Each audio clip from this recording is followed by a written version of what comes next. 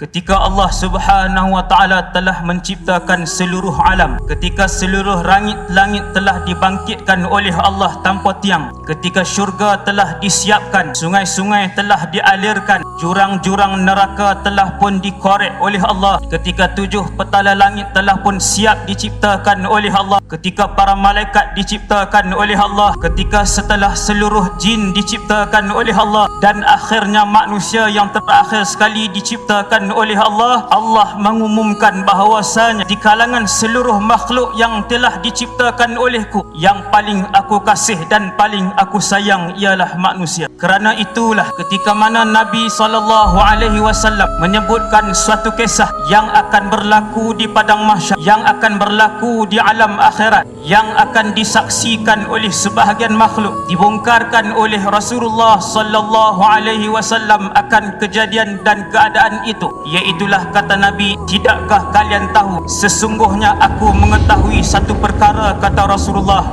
iaitulah aku tahu lelaki terakhir yang keluar daripada neraka, dan dia adalah lelaki terakhir yang masuk ke dalam syurga. Nabi melihat lelaki ini keluar daripada neraka Jahannam, lelaki yang terakhir setelah habis dosanya. Akhirnya Allah Subhanahu wa taala mengeluarkan lelaki itu kerana di dalam lelaki itu masih berbaki sezarah iman. Kemudian dia melintasi sirat. Selesai sirat, dia sampai depan pintu syurga. Dia nampak sebatang pokok yang besar. Lalu lelaki ini pun menyebut dan memohon, ya Allah, izinkan aku untuk mendekatkan diriku kepada pohon besar itu. Boleh tak ya Allah? Izinkan permintaan aku satu je. Maka kata Allah Subhanahu wa taala, cuba tuan-tuan tengok, dengan siapa lelaki ini berbicara dan berbual ketika itu? Dengan Allah Subhanahu wa taala. Walaupun dia yang terakhir masuk syurga, masih lagi dinantikan oleh Allah. Bahkan Allah sendiri yang menjemput, menanti kedatangannya untuk masuk ke dalam syurga. Allah izinkan lelaki itu, tetapi dengan syarat, kata Allah, wahai hambaku, satgi kalau aku bagi hang duduk di bawah pokok ni, bagi hang minum di bawah dengan air yang mengalir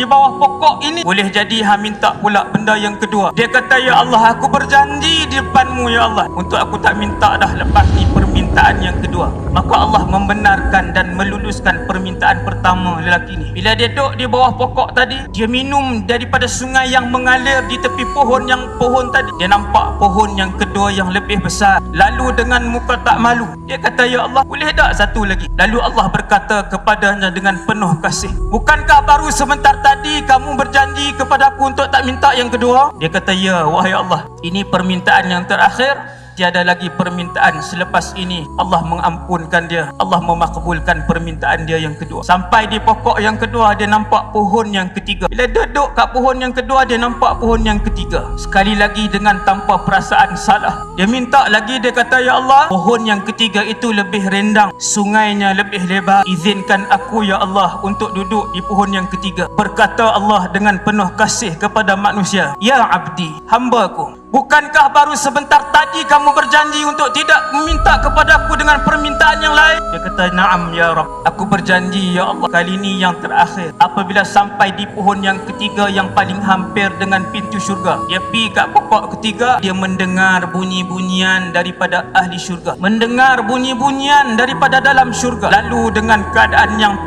perasaan yang tak salah, dia kata, ya Allah, masukkanlah aku ke dalam syurga ini ya Allah. Allah izinkan lelaki ini untuk permintaan yang keempat. Akhirnya dia dibenarkan oleh Allah untuk masuk ke dalam syurga. Kata Nabi SAW, Allah sengaja menukarkan keadaan di dalam syurga seakan-akan ianya penuh. Syurga itu maha luas dan takkan penuh, akan tetapi Allah nak usik lelaki ini bergurau dengan lelaki terakhir ini. Allah buat seolah-olah syurga tu penuh. Dia masuk dalam syurga, dia keluar, dia kata, ya Allah, syurga telah pun penuh. Kata Allah, tak penuh, masuklah. Dia masuk kali yang kedua, dia tengok penuh. Dia masuk kali yang ketiga, dia nampak penuh. Akhirnya dia keluar. Ketika mana kali ketiga dia keluar, Allah Subhanahu wa taala sendiri berfirman kepada lelaki, wahai lelaki terakhir yang masuk ke dalam syurga, ingat tak kamu akan kemewahan dunia? Dia kata, ya Allah, Aku ingat kemewahan dunia. Lalu kata Allah, aku kurniakan kepada kamu sekali ganda dunia, 2 kali ganda dunia, 3 kali ganda dunia, 4 kali ganda dunia. Ketika Allah Subhanahu wa taala menyebutkan kepada lelaki ini, aku menganugerahkan kepada kamu dengan kedudukan kamu yang terakhir, kamu mendapat 10 kali ganda dunia.